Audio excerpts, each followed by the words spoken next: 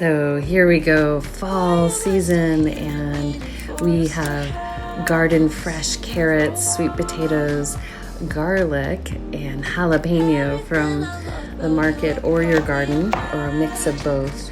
Preheat that oven up to 375, oil a cast iron skillet or a baking sheet, and you'll chop up those vegetables. And then as you line that pan, fill it with love, welcome yourself to clear the heart and lungs and replenish your entire system with this fall spicy soup. And as you oil the top layer, you're going to add a little Himalayan salt or sea salt and fresh cracked pepper. And then you're going to slide this pan into the oven and let it bake, or roast, I should say, for about 45 minutes, may take 50.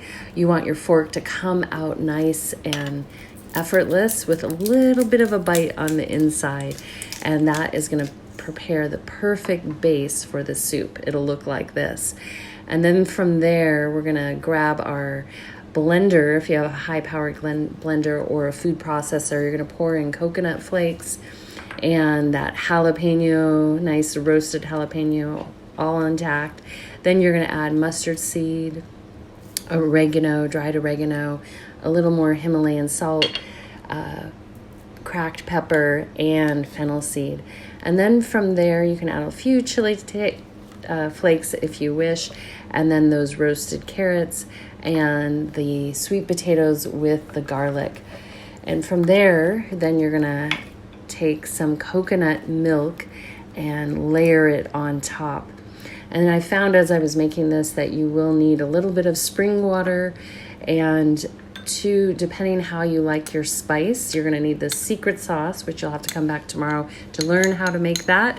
And that's a carrot top pesto. And then it's going to look like this. You can taste it, and you might want to add a little maple syrup to balance out the spicy part.